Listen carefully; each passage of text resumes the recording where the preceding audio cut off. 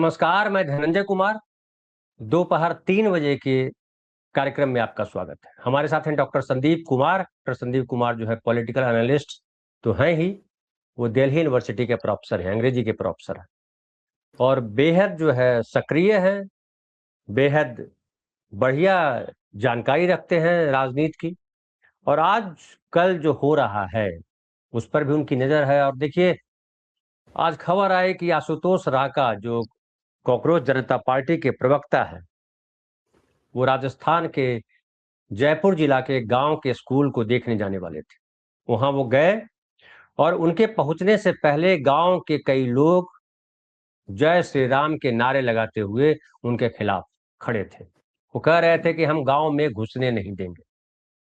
और आशुतोष रांका और उनकी टीम के लोग, उनके साथी गांव में आए, लेकिन जो पहले से गुंडे ही कहिए, जो हमला करे जय श्री राम का नाम लेकर के या किसी नाम लेकर के हमला करे, वो गुंडा ही है। उन लोगों ने उन पर हमला कर दिया। आशुतोष रांका को वहां से भागना पड़ा, उनके साथ मारपीट हुई। आशुतोष रांका का कहना है कि उनके कई साथियों के हाथ भी तोड़ दिए गए। हम आपको वीडियोज भी दिखाएंगे, लेकिन जो तस्वीर है बहुत भयानक है, घिनौनी है, गंदी है, और जितनी निंदा की जाए वो कम है। बताइए कि स्कूल है वहां जो पिछले 1 साल से टीन के शेड में चलाया जा रहा है, भैंस के तबेले के पास चलाया जा रहा है। और जयपुर जिला में राजधानी का गांव है, वहां ये स्थिति है। बाकी राजस्थान की क्या स्थिति होगी इसका अंदाजा लगा सकिएगा।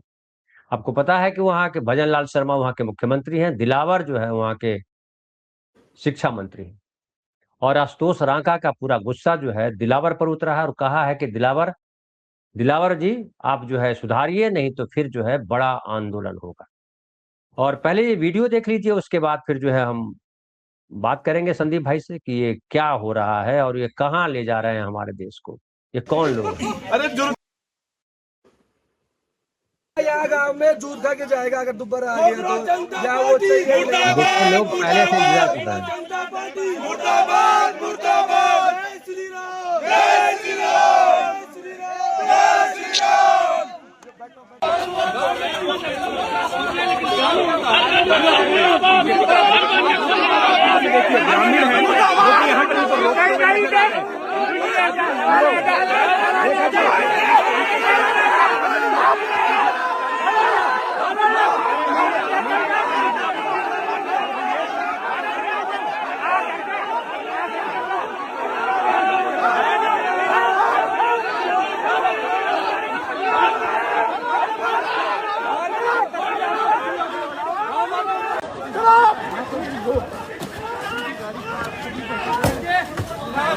गाड़ियों के साथ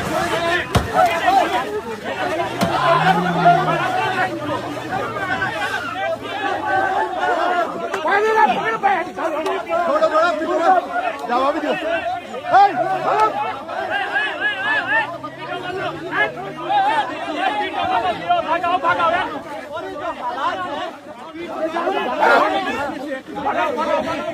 मना कर दिया, फिर भी आई तो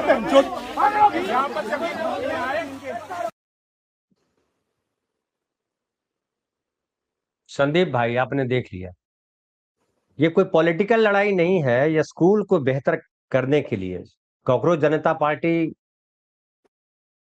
जिसने साफ कर दिया है कि हम कोई पॉलिटिकल लड़ाई नहीं लड़ रहे हैं, हम देश में शिक्षा व्यवस्था ठीक करना चाहते हैं।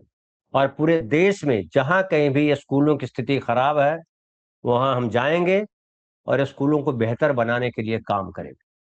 अभिजीत दीपके जो है, जो कॉकरोच जनता पार्टी के चीफ हैं, उन्होंने बाकायदा प्रधानमंत्री को एड्रेस करते हुए उन्होंने वीडियो जारी किया था कि प्रधानमंत्री जो पीएम केयर फंड है उसमें 8,500 करोड़ रुपए रखे हुए हैं, और अगर 8,500 करोड़ रुपए अगर खर्च किए जाते हैं तो देश में मिनिमम 1,000 बेहतरीन स्कूल बनाए जा सकते हैं, सारी सुविधाओं से लैस।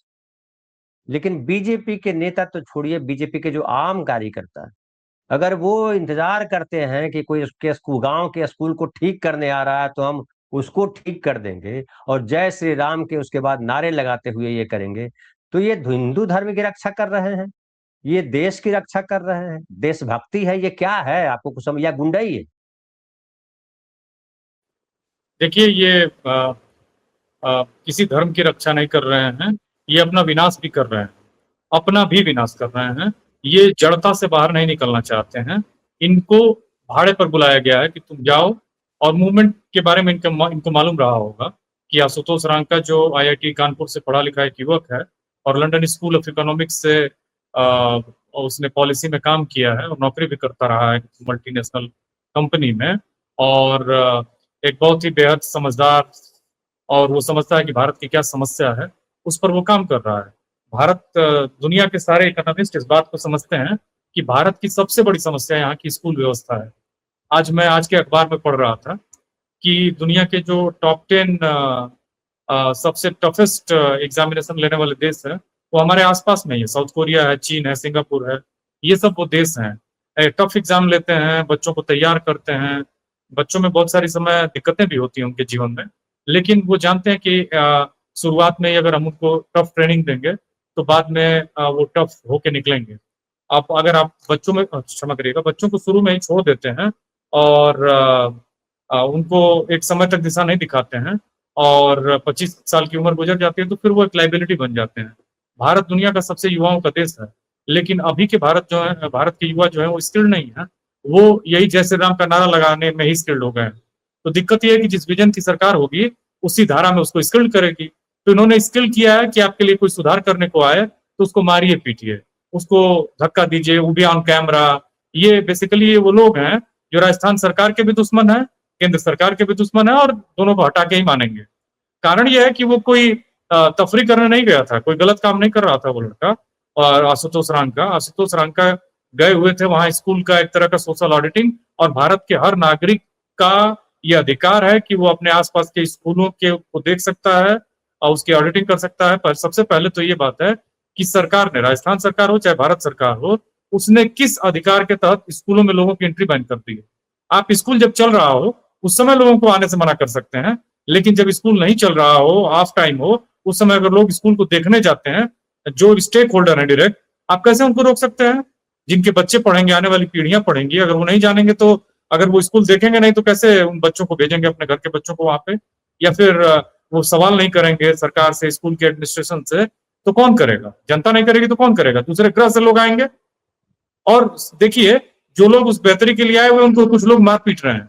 यही वो लोग हैं जो जिन्होंने तुकाराम की लिपि को, माने स्क्रिप्ट को नदी में फेंक दिया। यही वो लोग हैं जो गुरु नानक देव को मारते पीटते थे। यही वो लोग हैं जिन्होंने कबीर को अधम कहा, उनको प्रताड़ित किया। लेकिन बाद में फिर जब इनको समय बीत जाता है, बहुत सारे लोग जब समझाते हैं, समझ में आता है, तब फिर वो फूल माला चढ़ाते हैं, लेकिन तब तक 500 साल बीत चुके होते।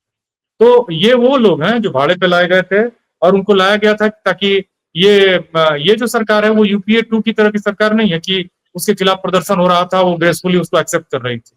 ये ऐसी सरकार है जो हर वो साजिश करेगी कि ताकि उसको दबा सके, चाहे वो मीडिया को मैनेज करे, चाहे वो मारपीट करवाए अपने भाड़े के लोगों से। पैसा भी दिया होगा उनको, गाड़ी में बैठा के लाया भी होगा, या फिर उनकी व्यक्तिगत गाड़ी में तेल दिया होगा और कहा होगा जाओ तुम मारो पीटो, और तुम्हारे खिलाफ अगर केस लगवाते हैं तो हम देख लेंगे।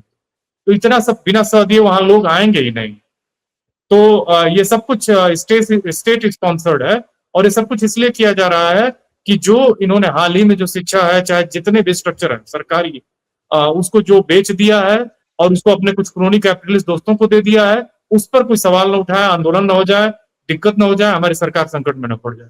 तो इस संकट से बचने का तरीका था, क्या था? धर्म की आड़ में झुकना, जय श्री राम का नारा लगाना। और श्री राम भी अगर होते तो वो यही कहते कि स्कूल खोलो भाई, स्कूल से हम कम से कम अंध भक्तों से बचेंगे और सही भक्त हमारे होंगे। तो भगवान राम का राम राज भी यही था, जहां लोग चेतना युक्त जीवन जिए, जड़ता युक्त जीवन न जिए। तो ये राम को भी गाली दे रहे हैं, राम की आड़ में कुकर्म कर रहे हैं। जी। और तो ये आपको क्या लगता है कि ये जिस तरह से अगर विरोध कर रहे हैं तो इससे बीजेपी को फायदा होगा? ये बीजेपी को नुकसान हो रहा है। देखिए, हो क्या रहा है कि बीजेपी पहले ये समझती थी कि हम मैनेज कर लेंगे, लेकिन उसका मैनेजमेंट अब हमेशा के लिए फेल हो चुका है 20 जुलाई से। अब कितना भी मैनेज करेंगे, मैनेज बस एक चीज से कर सकते हैं, जब ये हाथ जोड़ के और अपनी गलतियों को स्वीकार कर लें, तब चीजें मैनेज होंगी। मैंने जानकार से तो एकदम नहीं होगा। एक आए थे सज्जन जो फ्रेंड्स फ्रेंड्स करके कुछ रील बनाया उन्होंने, वो फ्रेंड्स वाला जुमला भी मैंने उल्टा पड़ गया। अब संकट ये है कि वो कह रहे थे कि हमने उनको माफ कर दिया जो हमारी माँ हम मेरी माँ को गाली दे रहे थे। आपकी माँ माँ है, और बाकी जो देश के संसद हैं, देश के नेता हैं, आपको महुआ मोइत्रा की माँ, महुआ मोइत्रा आपको स्त्री शक्ति नहीं लगती, नारी शक्ति नहीं, क्या उससे बाहर है वो? उनको बार बार घेरा जा रहा है। उनके मेंबर ऑफ पार्लियामेंट है जिस जिले की, कृष्णानगर की, वहां पे उनको सर्किट हाउस में रात को 10 बजे तक कहा जाता है कि खाली कर दीजिए। गुंडे पहुंच जाते हैं, वो भी कितने गुंडे, 15-20। 15 ये कोई भीड़ नहीं होती है, ये कुछ पैसा दे के भेजे हुए लोग होते हैं। तो आपकी मामा है, आप किसी को पास्ता बेन कहते हैं, जर्सी गाय कहते हैं, 50 करोड़ की गर्लफ्रेंड कहते हैं, आप मजाक उड़ाते हैं उनकी एथनिसिटी, उनकी उनके धर्म को लेके, उनकी उनके प्रेम और उनके देश के चुनाव को लेके। और आप तब कहते हो कि भाई मतलब आपको लगता है कि दूसरे जो है वो हमारे क्रिटिसिज्म को, हमारे कमेंट को पॉजिटिवली लेते हैं, और आप दूसरों के कमेंट को निगेटिवली लेते हो। अब देखिए कि एक बात स्पष्ट होती है, आप इस बात से समझिए कि इन्होंने कई तरह की चीजें की हैं। अब जिस तरह का प्रचार किया गया, जिस तरह से इन्होंने लोगों को लोग, अब देखिए ना कि इन्हीं के सांसद पार्लियामेंट में क्या कह रहा था, उस पर कोई डिबेट हुई? वंदे मातरम जो लिखा गया, वो आनंद मठ, एक नॉवेल है बंकिम चंद्र चटर्जी का, जो बेसिकली उस समय का सन्यासी विद्रोह था, उस समय के अंग्रेजों के शासन और मुगल जो उस समय कंट्रोल कर रहे थे मुसलमान, उनके खिलाफ था। उसको इन्होंने राष्ट्रगीत बनाने की कोशिश की है, या बनाया, मैंडेटरी किया पार्लियामेंट पास करके। लेकिन इनसे पूछ दीजिए कि राष्ट्रगीत और राष्ट्रगान में क्या अंतर होता है, ये नहीं बताएंगे। लेकिन इनका गोदी मीडिया लगातार उस पर डिबेट कर रहा है, लगातार उस पर अपना बात कर रहा है। पूछिए कि आज तक हिंदी में क्यों नहीं लिखा गया राष्ट्रगीत और राष्ट्रगान? राष्ट्रगान साधु बांग्ला और संस्कृत निष्ठ बांग्ला में है, वही हाल राष्ट्रगीत वंदे मातरम का है, वो भी साधु बांग्ला संस्कृत निष्ठ बांग्ला में है। तीसरा जो है सारे जहां से अच्छा, वो सॉरी वो इकबाल ने लिखा था, और वो उर्दू में है, हिंदी में आज तक लिख नहीं पाए। अब आप हर चीज को, जिन्होंने जिस देश हित में लड़ाई नहीं की, देश के लिए लड़ाई नहीं की, वो राष्ट्रवाद के नैरेटिव को अपना बना ले रहे हैं। अब जो आपका जी सवाल था उस पर वापस लौटता हूं मैं, कि इससे को लाभ, एकदम लाभ नहीं होना है। इसलिए लाभ नहीं होना है धनंजय जी, क्योंकि एक्चुअली अब जनता ने ना अल्टरनेटिव मीडिया से खबरें लेना शुरू कर दिया है, डायरेक्ट सोशल मीडिया से खबरें लेना शुरू कर दिया है।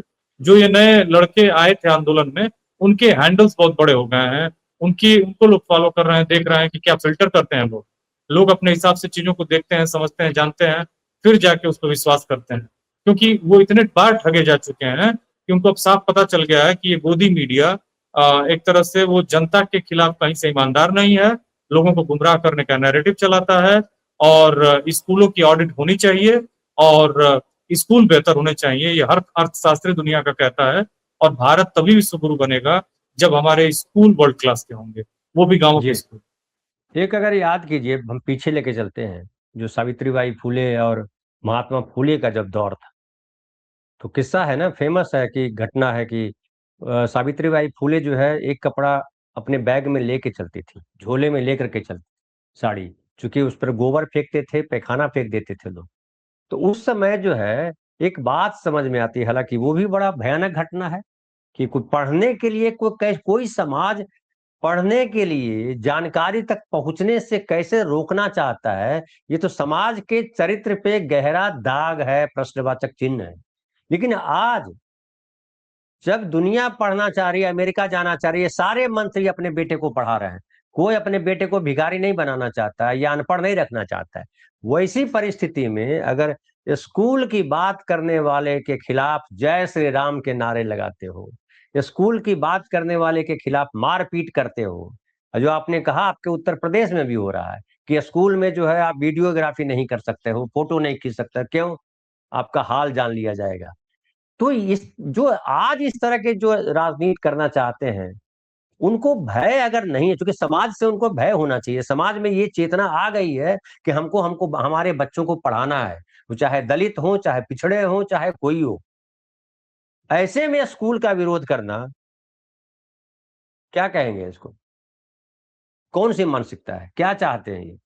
मूर्ख मानसिकता है, जड़ता वाली मानसिकता है। और यही वो लोग हैं जो असली देशद्रोही हैं धनंजय जी। यही वो लोग हैं जो राष्ट्रद्रोही हैं, क्योंकि ये एक मूर्खों का राष्ट्र बनाना चाहते हैं, अंधभक्तों का राष्ट्र बनाना चाहते हैं, जड़ लोगों का राष्ट्र बनाना चाहते हैं। ये भारत को अफ्रीका बनाना चाहते हैं। इनको तुरंत गिरफ्तार करना चाहिए। स्कूल में अगर कोई जाता है ऑफ आवर्स में, तो आप क्यों रोकते हो उसको भाई? क्यों नहीं जाएगा? वो क्यों नहीं देखेगा कि स्कूल का टॉयलेट ठीक है या नहीं ठीक है? स्कूल में पानी आता है, वो पीने लायक है या नहीं है?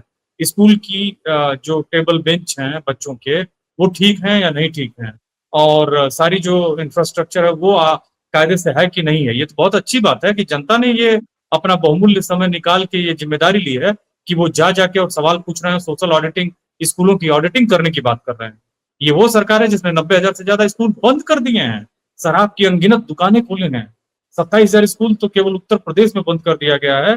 और वो दुनिया का 5वां सबसे बड़ा देश है अगर आबादी के हिसाब से उसको देशों की श्रेणी में रखा जाए तो ऐसे में क्या उत्तर प्रदेश में स्कूल बंद हो के उत्तर प्रदेश से 1 ट्रिलियन की इकोनॉमी बन पाएगा?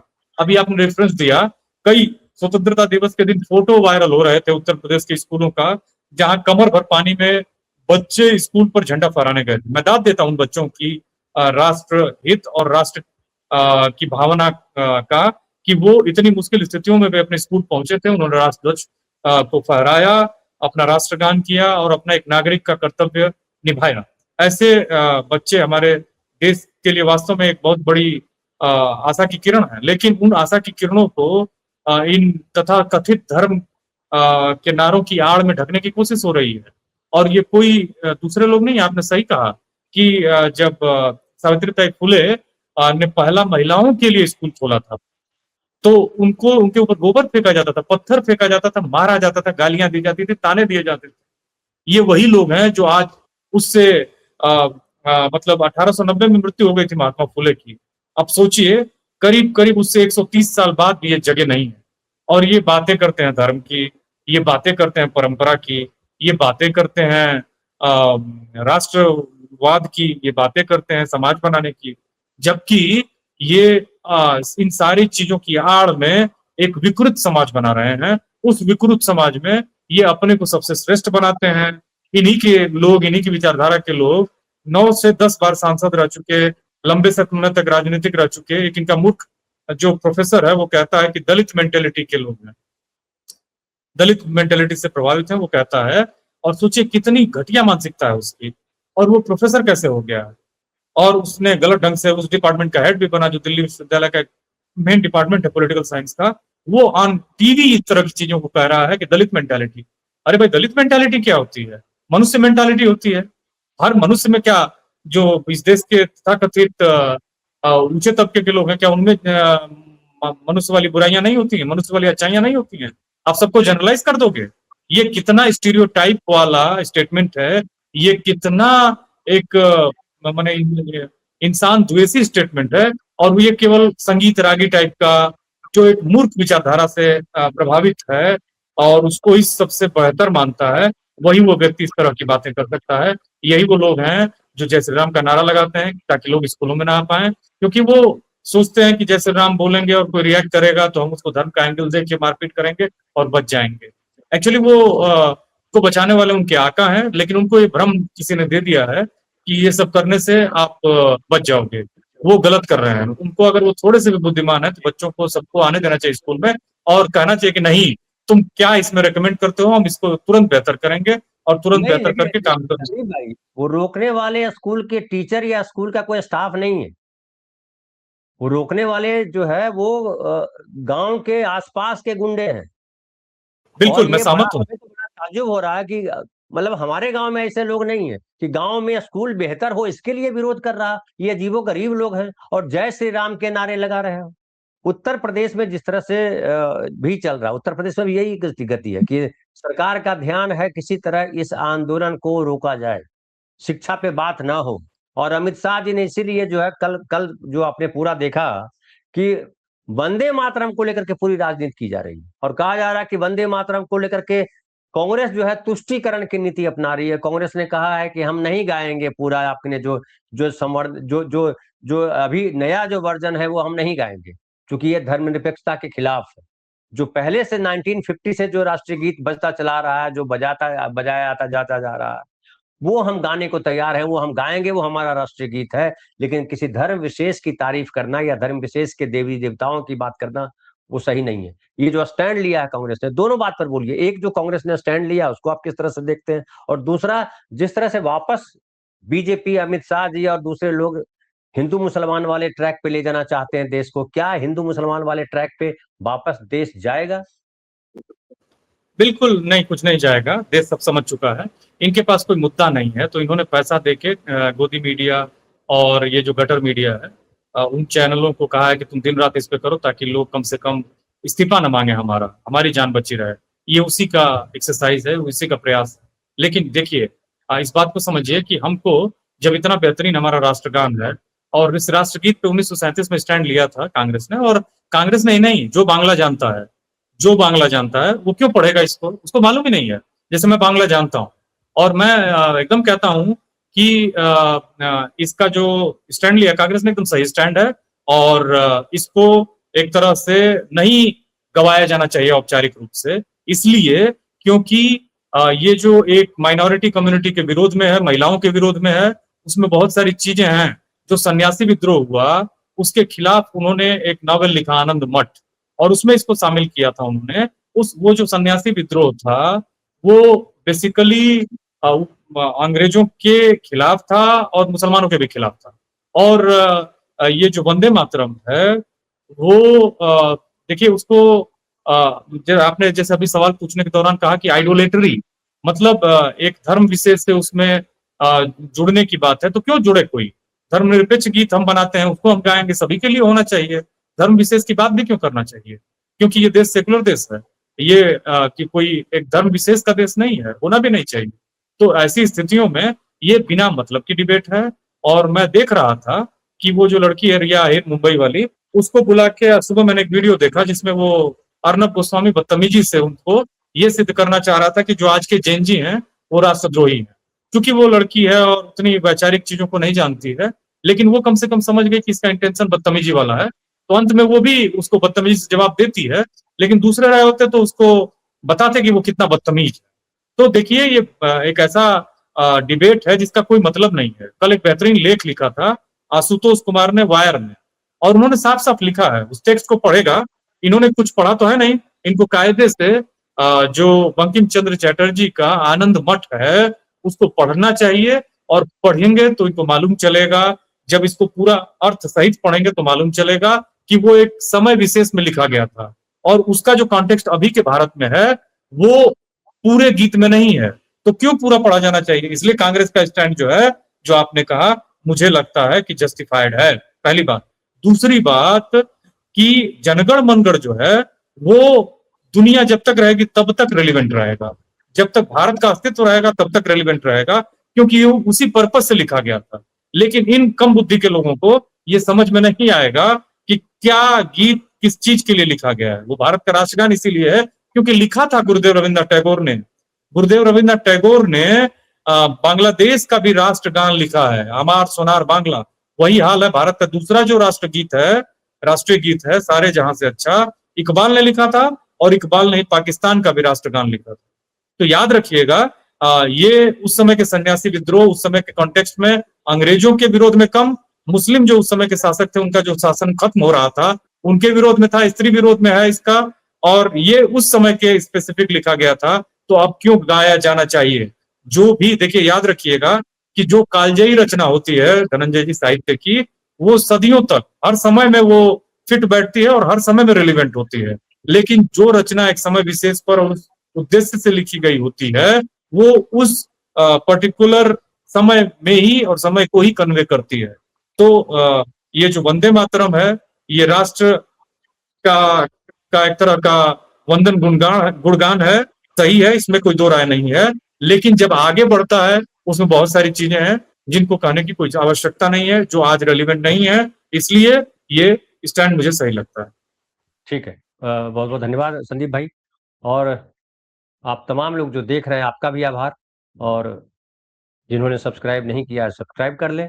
फिर मिलते हैं शाम की चौपाल में। बहुत बहुत धन्यवाद, शुक्रिया।